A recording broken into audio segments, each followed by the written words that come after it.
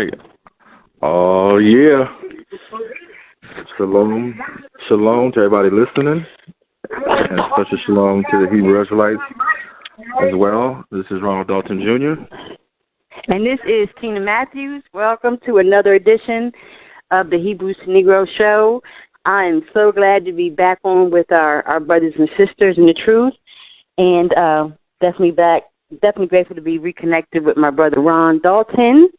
So tonight we are going to get it in, talking, sharing with Rabbi Basil Amma and Rabbi Harry Rosenberg to discuss the topic, are the Igbos the only Hebrews in West Africa?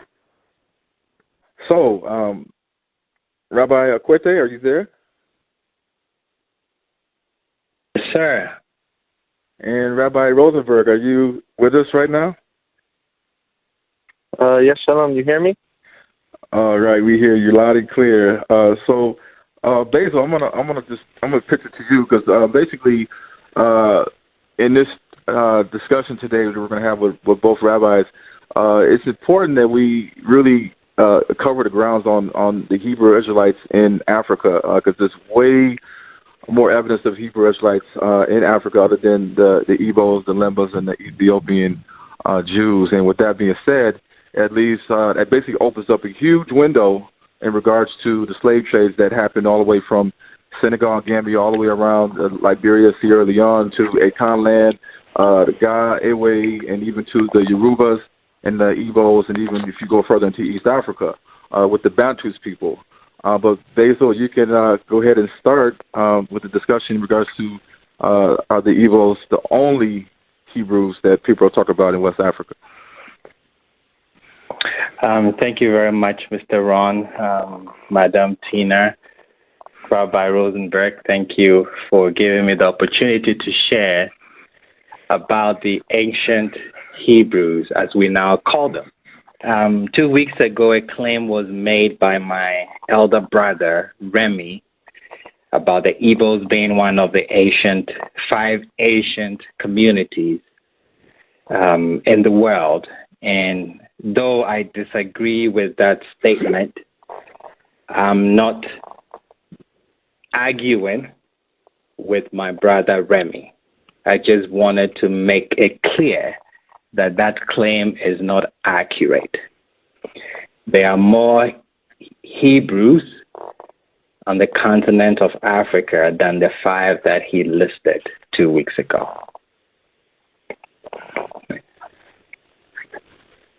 All right. Rosenberg, did you have anything to add to that?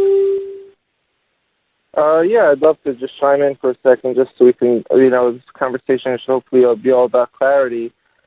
I don't necessarily represent the viewpoints of Remy Lona, but I would like to discuss what he's mentioning, what he's referring to. And he mentioned, he said 5 select groups. I could already list, much more than that of different groups around the world who are claiming or have an identity from being from the people of Israel. And when someone lists Mizrahi, Sephardi, and Ashkenazi as 3 different groups, that wouldn't be correct necessarily, because they would be considered one group based on the adoption of the laws that it's Mizrahi, Ashkenazi. It would be Yemenite, Moroccan, Iranian, Iraqi. There was Syrian. These were communities all throughout the region for the last 2,000 years who've been aligned with the same exact version, basically, of the Torah and its understanding. And so, I'm open to having a discussion now of where else in Africa we're finding these remnants, and is it, from the people who are saying it, or is it from scholars and educators? And I'd like to just turn the ball back to Rabbi for a second, who are on the line with you. I appreciate the time as well. So we're discussing these different groups and communities. So the title Rabbi is an interesting title. So I want to discuss just for a second the rabbi that we're on the phone with, where his teachings of the Torah are coming from, where his rabbihood is based. And I'd just like to we have a clear idea of where the line's getting drawn between certain customs and traditions from 2,000 years to place communities in their proper. So does that question make sense that I'd like to discuss with the rabbi for a second, or should I be more clear? Basil? It makes sense. Rabbi Basil? Yes, thank you for the question. But I would like to answer that question offline or at another time. I would want us to stick to the topic, and we can clarify. Okay, sure. We could that later. To the topic if you don't want to discuss it. I was just suggesting that okay, we'll get to that later. I'll circle back why I think that's a relevant question. So from my perspective, and I follow. I'm on Instagram. I look at the feed page for the Hebrews. I don't know. I don't feel comfortable. The word Negro. I could say Hebrews to Negro. I know there's a stigma with saying the N word. I try to avoid it. But I follow them on Instagram, and I see that they'll say certain things like, okay, we're focusing on the Igbo, or focusing on the Pashtun, or certain areas where there's 25, 40 million, to make it seem like it's almost like a Jewish conspiracy that we're picking and choosing who's on board for this, and who we think should be in or should not be in. And from my perspective, that's not accurate. What's really happening, and I've met the people on the ground, is when Israel became a state in the 1940s, a political state, there was researchers and academics and groups of rabbis, independent from the government, who were wonderful, beautiful people, who actually started doing research around the world of the groups who are identifying from the people of Israel. And they wrote academic bodies and courseworks and papers about it. And there's been, studies, and Jewish people are flying around the world to meet these people. And they're basing this work on the groups around the world who are claiming or have this identity. And so I would think it would be hard to argue that almost any group would rival in size and in what we're seeing in the Igbo group of their return to their indigenous claim to be from the ancient people of Israel, and to return to that identity and re-embrace the Torah lifestyle. I'm not seeing anywhere in the African area something as large as that, who are creating, Facebook groups, and they're writing books, and there's texts, and they're reaching out to other communities around the world, and they're developing. That, for me, that's a fascinating phenomenon. So that doesn't mean if there's another group who would do the same as the Igbo and come out openly as a nation, as a people, that would also be a fantastic thing for the world, probably, that could be a great contribution. So when I've heard about there's groups in Ghana that are identified as Hebrew Israelites, and they've done research in the customs and traditions, but that would be small groups of people doing research on behalf of the many. So what we're looking for, what we think should have happen, if this is something on the many, maybe they've been persecuted and forgot who they are, but where are we holding as far as a nationhood identity of these communities on the western coast of Africa outside of the Igbo? That's part of my question for now.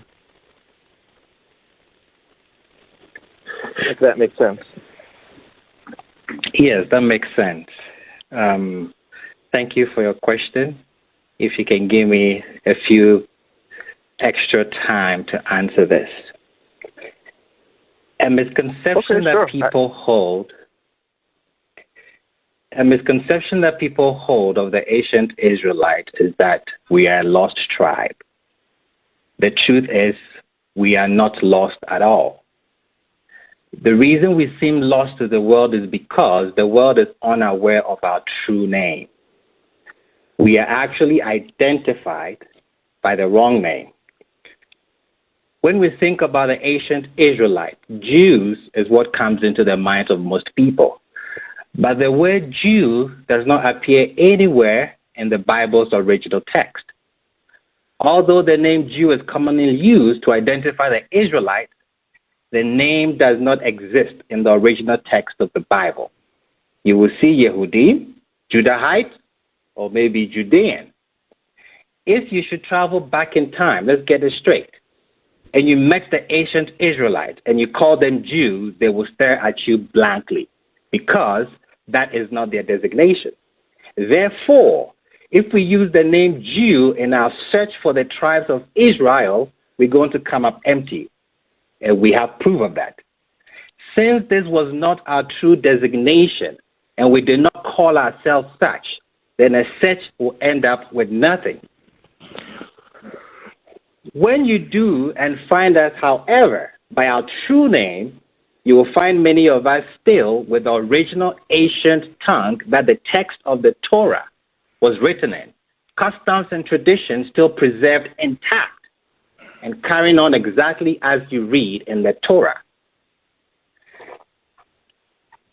The reason, I would say this, the reason why a small bunch of Europeans managed to take over the second biggest continent and dominated it was because of the system of divide and rule. All they had to do with divide and rule was pit Africans against each other. They succeeded tremendously because of the lack of history that existed amongst the local people. This was exploited and further enhanced in the Bond of 1884, when they met in Berlin, Germany, to define their trade zones and divided Africa amongst themselves. The result is the boundaries you have now, whereas before there were no boundaries, and the people could move freely about on the continent and be at home. This all changed after 1884. Africa was broken into countries and new identities far removed from what was before. It is wise, therefore, for anyone who writes and talks about the Hebrews in Africa to start the search by first removing these artificial boundaries. Remove these boundaries, remove these imaginary lines brought about by the Berlin Conference, or what was called the Scramble for Africa, and you end up with a place called Evenigba, meaning Hebrew land. I'll repeat that. Remove the boundaries that you see in Africa right now. Remove the imaginary lines. And what you have in West Africa is a place that was once called Evenigba, which translates into English as Hebrew land. And it was made up of various Hebrew tribes stretching across 4 countries currently: Ghana, Togo, Benin, Nigeria. These are the groups that make up, right now in West Africa, what we call the Hebrews. Evenigba, as I mentioned, translates into English as Hebrew land. This is the true name of the people of the book. Eve, not Ivre, not Igbo, not Jews.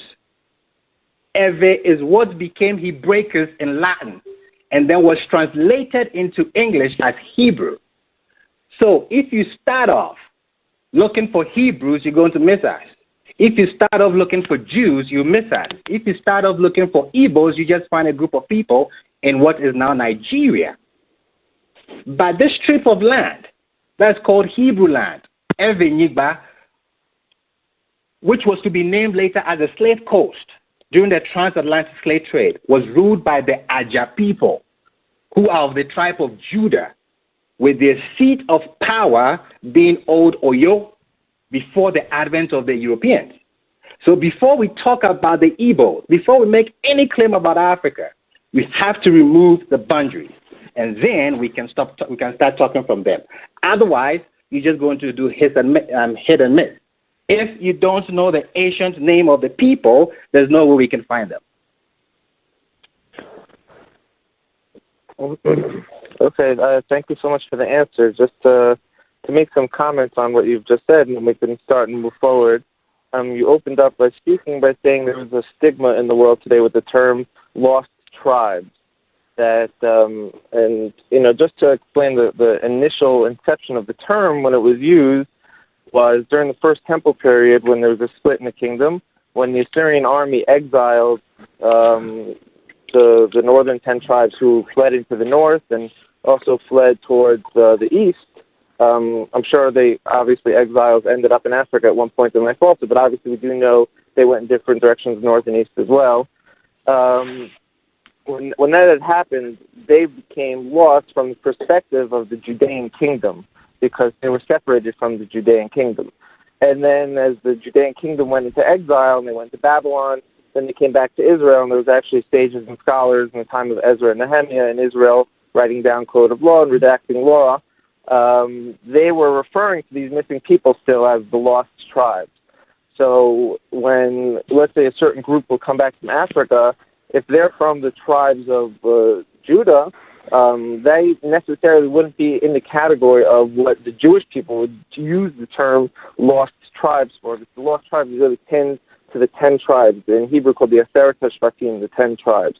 So that's just one thing. And then you said the word Jew doesn't exist in the Bible. Say the word Yehudi, which means of Judah or Judahite, does exist in the Bible. Well, I get that. That makes a lot of sense. The word Jew, we can look where it's derived from. It comes from the term Jude, which from Germany, which is based on Yahud, which is based on someone from Judah, Yehuda or Yehudi. And so that word became about from a certain part of the European exile. But if you went to a Yemenite, who you call today a Yemenite Jew, they would never have heard of the word Jew 200, 300 years ago. But it doesn't mean they still weren't who they say they are. And just today, because they identify, it may not be the best term to identify, or, to identify them. So, yeah, I think you made a good point. The word Jew, which is a modern word, doesn't exist in the Bible because it came about in the exile. It was an exile term. So that's just the point I wanted to make over there. And then, excuse me, and then you said, you started talking about the tribes in Africa, which I think is great, and you start speaking about the boundaries and dissolving British borders. I think that's a great idea to do. Just from my understanding that the Igbo, when I speak to them, when I learn from them, they would tell me that their culture, which is a very rich culture, I've read books about it, is not found or similar to the other cultures of the other Bantu-speaking tribes. When they really analyze and look at it, they said there's 99% difference in the cultures of these tribes. So, yeah, I can understand that the white man maybe pitted Africans against other Africans, even though I do know that there were Africans selling other Africans to white slave owners. Maybe they were divisive and caused those fights to happen. I don't know. And also in the time of Egypt, there were Africans enslaving Africans, which predates the European white man entry. So I don't think that African against African violence is exclusive to the white man's intervention. But you speak about these lines, and if you dissolve them, you're just going to have this land called Hebrew land, which also Igbo, I was told, means Hebrew, Igbo.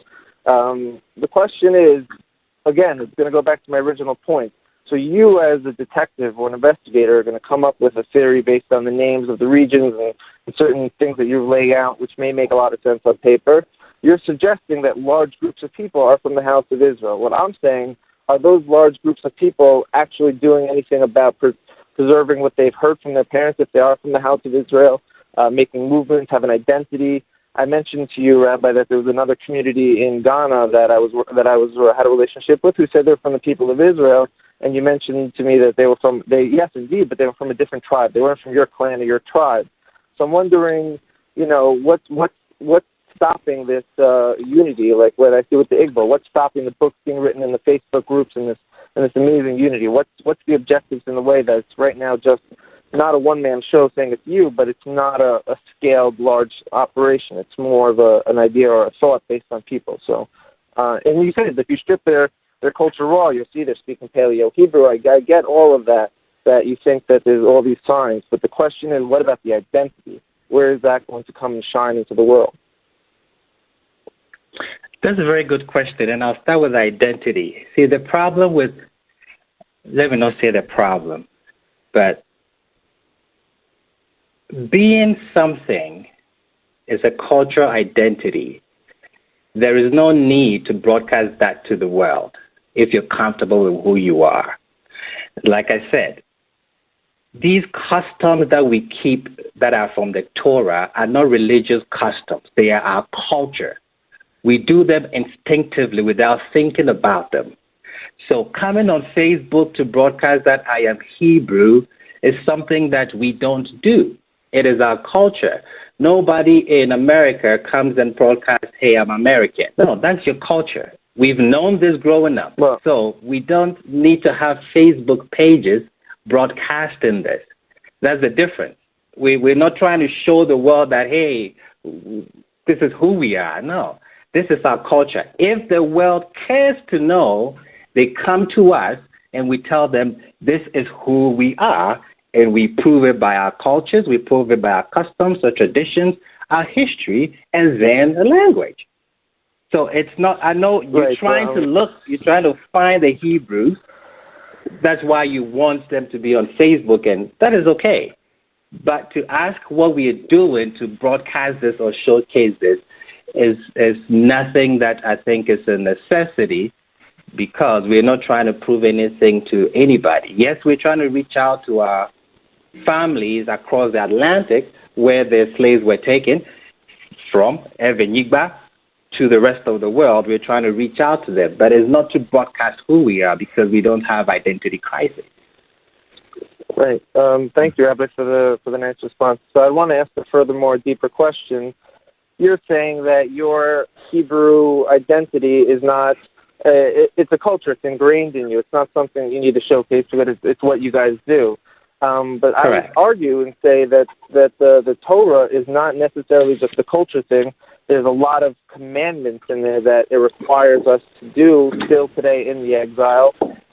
So where is those texts listing the commandments? Where are the books of the prophecies and the scriptures and how to observe Sabbath and how to take the species together in the holiday of Sukkot and bind them together? What species are they? So this is it. The Torah, yes, a lot of it is culture, but a lot of it is also just actual laws on humanity. So it's really nice for you to say that you don't need the Facebook groups and this is who we are and we're reaching out to our brothers in the exile. But who's we? I understand you are, but I'm still lacking what we're talking about as far as an identity that is not, your specific sub-tribe or your clan in Africa, but that you are saying we're the people of Israel who are fulfilling prophecies that we have preserved for thousands of years, and this is what we have to be doing. And then this goes back to my original question to you: would you call yourself Rabbi? From where does that Torah wisdom come from? That school of thought? How did it get into your hands? And I would want to know: did it date back to the Gaonic period of the time of the schools of Torah in Babylon and etc., where the Ashkenazi and Sephardi Jews also have their Torah teachings from? So it goes back to a deeper question of, where's the Torah in the whole entire picture? Has the Torah been forgotten and you're a remnant community just practicing customs and traditions? And if so, where are you going to get the Torah back from? Or do you have Torahs and scriptures? This is part of the whole question as well. May I ask a question? Okay. May I ask a question really quick, yes, just for my own clarity? So, Rabbi Rosenberg, I think I'm not clear when you mention different groups on social media.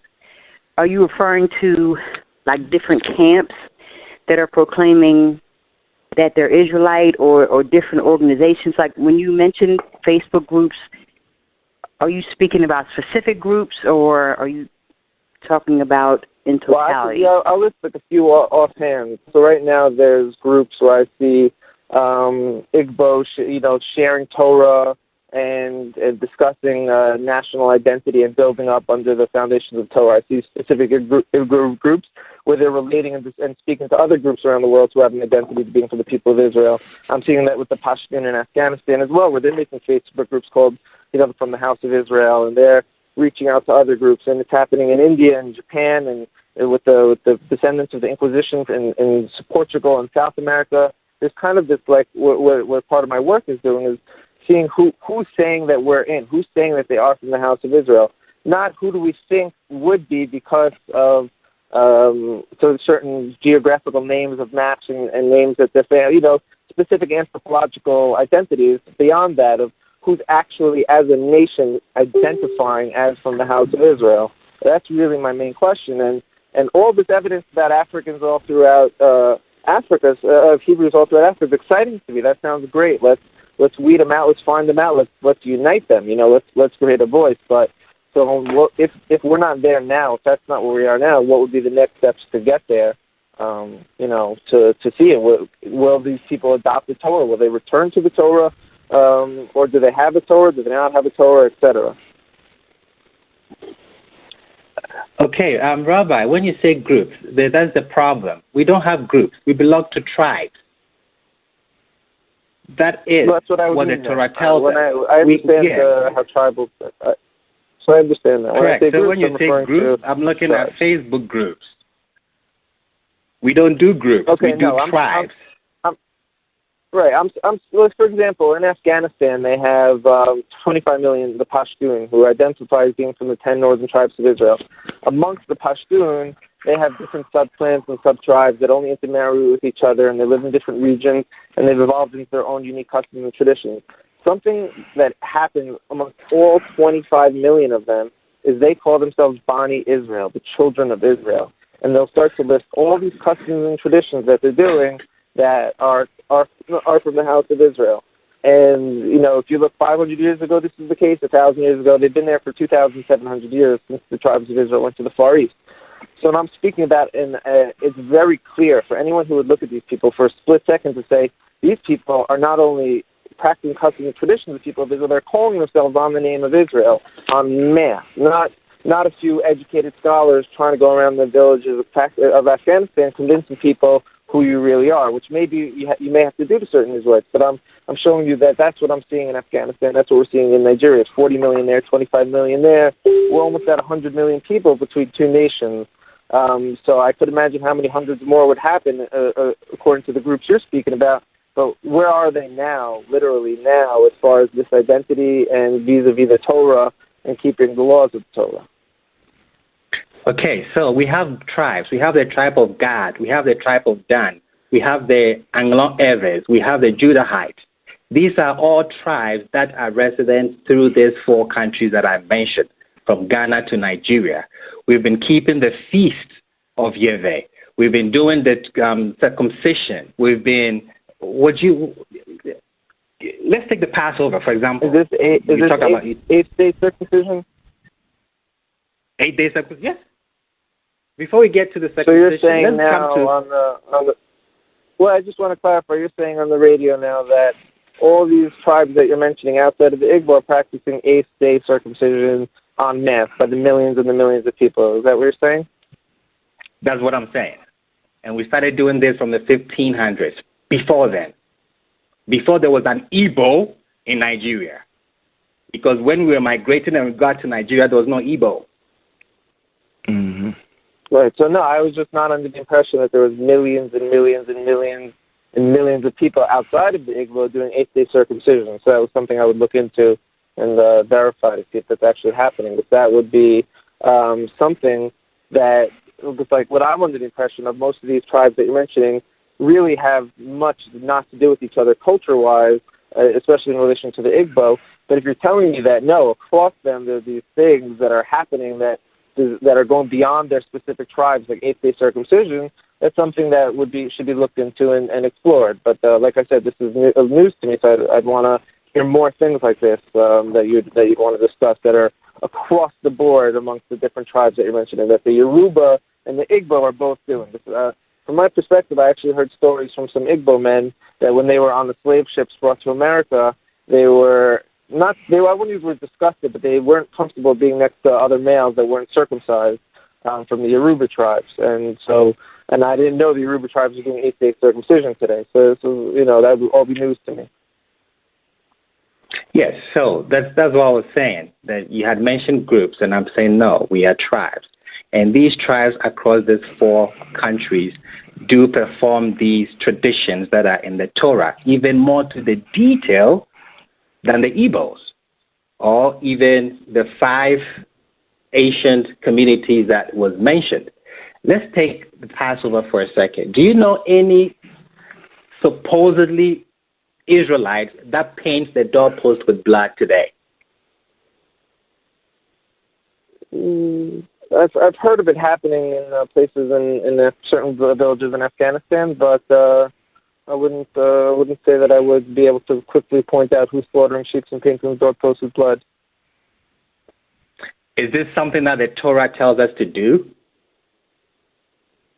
Sure. I mean, the Torah tells us to do it at that time. I don't know, for continuous generations, how that would work. I mean, there's certain things like animal sacrifices that the Torah told us to do, and then in the destruction of the temple, we'll say in the prophecies, they'll say, now we use our lip service in lieu of the animal sacrifices. So those were specific cases where certain customs and traditions were cut off at the time of the destruction of the temple. Yes, I don't think that included the Passover feast and what we're supposed to do there, because it was very critical for us getting out of Egypt.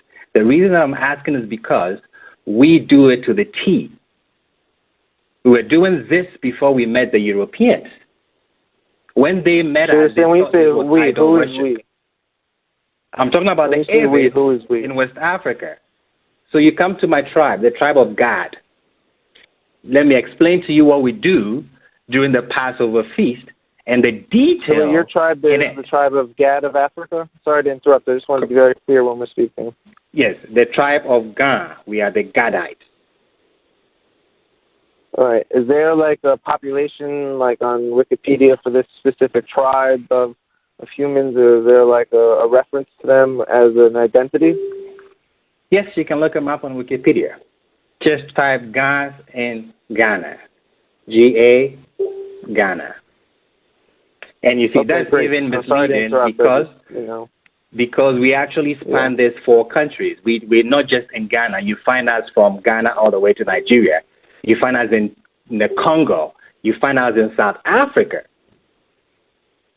We are all over the place because we kept our migration route and we know who went where. But back to the Passover that I was talking about. You're saying there's this tribe called Gad today. So I'm looking at Wikipedia now. I'm not seeing. I type in the words Gad, Ghana, Wikipedia. And I'm not seeing anything come up right now to say G-A without the D. G-A without the D. Or try the Gadangbe, because we're made up of Gad and Dan. Okay, while you look that up, sure. Correct. So while you look that up, I want to focus on the Passover because we're given instructions on what to do during the Passover. We're not supposed to have yeast in the meal, and we keep to that. We're supposed to put the blood on our doorposts, the lintels and the 2 doorposts. We do that. Wait, just to go back, you say so. For how many days do you guys not eat yeast on the holiday? For the whole week. And this is, so you're saying millions and millions and millions of people. People travel from all over overseas and come back to the family house because that's what the Torah tells us. We should eat it as a family. It's a big feast. And everybody knows about it. In West Africa, the Igbos know about it because there's some Gadites in Igbo land, there's some Gadites in Nigeria that keep this feast also. And this is the Passover feast. We have the Homowo, we have the Mayeli. Mayeli is the Feast of Weeks, Shavuot. We have Mato. Mato is the Feast of Sukkot. We've been keeping these before the Europeans came. Okay, so listen, so you're saying that I see that this Gadambe tribe you're speaking about is 2 million people. Are you saying all these 2 million people are doing 8-day circumcision? All of them. It's a culture. We call it Pojemo. I can tell you what we do during the Pojemo. Actually, let me share this with you. We do it at dawn because we use the dew of the morning to bless the child. Why do we do that? Because when you read the book of Genesis, a mist came from the ground, ascended from the ground, and the Most High took from that, the soil that the mist watered and created Adam. So we mimic that. At dawn, this is when we do, on the 8th day, we do what we call Pojemo. Every Ga child does this. We are known for that. Every single one of them. Okay, so now just a quick question. So you're saying these Gadambe people, let's say 2 million people, they're all doing, let's make a list, like 8 incision. You're saying that's what they're doing on the record. You're saying all these 2 million people are painting their doorposts with blood. Right? That's correct? And correct. And those who cannot afford the blood, they use what we call Akwetey, that is red earth. And we paint it. Let me finish. You're saying, okay, sorry. Yeah. And then you're saying that in the afternoon, wait a second, in the afternoon, there's a gunshot. And everybody is told, don't come out this evening because the angel of death is going to pass. Exactly as you have it in the Torah. My question is, how come we're keeping it to the detail and those that are recognized as Jews don't keep it to the detail? And yet, it wasn't something we learned from the Europeans. Well, like I said again, let me go back. Let's backtrack just a second before we go. That the Torah that the Jewish quote unquote people today has nothing to do with Europe. It finished off in Europe, but where it started had zero to do with Europe. If anything, I did not mention Europe. A lot of it flourished. when you're speaking about prior to Europeans or Europe, you keep referring to Europe as far as the no. When I say Europeans, no. Let me correct that. When I say Europeans, I'm talking about the Europeans that came on ships to take us as slaves. I'm not mentioning Jews. Before the missionaries came to West Africa, we were keeping these feasts before they came. So the question is, where did we get it from? Okay, so let's keep digging a little bit. So you've retained. You're saying we'll keep exploring here. We'll hold space a little bit. So you're saying you've retained a lot of customs and traditions. We'll circle back to, but over time there are no Torah scrolls or books of the prophecies or books of the prophets. This is just kind of oral tradition being passed down from exiled communities. Is that what you're suggesting? Correct, because the Levites were responsible for that. When we're migrating, it was the Levites who were responsible for that. And from your perspective, just to go back with why I'm saying what I said before, you were saying that why are you keeping things to the T, these customs and laws, better than use the word the Europeans and this is where I came in and said when you say better than Europeans, that the Torah that the Jewish people have today has nothing to do with Europe. It's way before Europe, back to Babylon. I did not say Europeans. You're mistaken me. When I said Europeans, I was talking about the missionaries that came on slave ships. Right, okay, so we'll listen, I guess we'll listen to this call over again. I was under the impression that you said that why are you keeping things to a T in your culture, unlike the European Jews or so. Unless no, I said you just use unlike those that are. I said those that are recognized as Jews are not keeping it to the T. Right, so I'll give you the benefit of the doubt that I probably misheard that, and I apologize then. But let's go back, even if that's the case. Let's go back if that is the case. You're saying why are we keeping these laws and customs more precise than the Jews? It would be interesting to say that. Let's say you are now coming back and you're identifying and you're saying this is who we are. And I'm going to go back to my question. What about the Torah? Where is the Torah coming from? I mean, I look today and I see that the Jewish people, quote unquote, which came from, Yemen, Morocco, Iraq, Syria, some places in Europe, and all these regions, they had a unified transmission of Torah, of the actual scrolls and their understanding. Outside the Ethiopians, who have their own scripts as well, I don't know one human group alive today, including the Igbo and including the Pashtun, who've maintained a transmission of Torah throughout the generations. Would you say that anyone who's studying a Bible today is thanks to the Torah transmission of the time of the Septuagint, when it was translated by the sages of Israel from the Torah version that's been passed down to the Bible? So the question is, it's great that you're saying, which if what you're saying is true, that 2 million people are painting blood on their doorposts and doing 8-day circumcisions and doing all these commandments, I would be shocked why an Israeli academic hasn't come in and write an academic paper on these 2 million people yet, which is why I'm a little skeptical of what's really going on, but I'm very open and eager that is a low blow. No, I don't accept that. Why would an Israeli academic why would an Israeli academic come and write about this? Who said we need Israeli academics to write about our history? Why can it not be the Eves? Wait a second. Why can you not accept an Eve who is writing about our own history? Why do we need Israeli academics to do that for us? I didn't suggest you needed anything. What I'm saying is why is using that as a yardstick? Who gave the Israeli? I'll tell you exactly why. Them the yardstick to determine who is Hebrew and who is not. I know, and I didn't say who determines that. Who is not. I will tell you. No, I think you're getting a little carried away right now. I'm not speaking about anything. No, I'm not. What I'm trying to say is what you said was offensive. That's why I said that. Because we don't need your scholars to write about us for people to accept us. We write about ourselves and we tell the world who we are.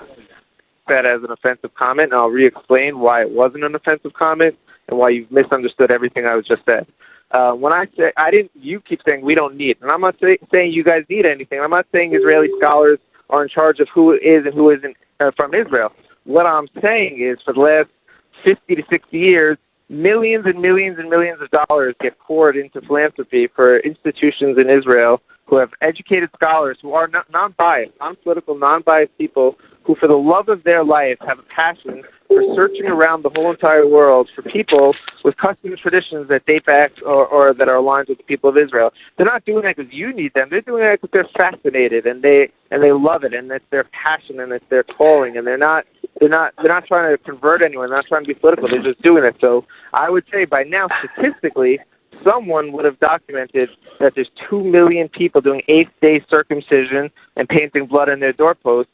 That is the first time I'm hearing it. The Igbos about what they're doing. The question rather should be that it means that they're not honest, because if they've done a thorough job of West Africa, they should know this, because this is commonly known.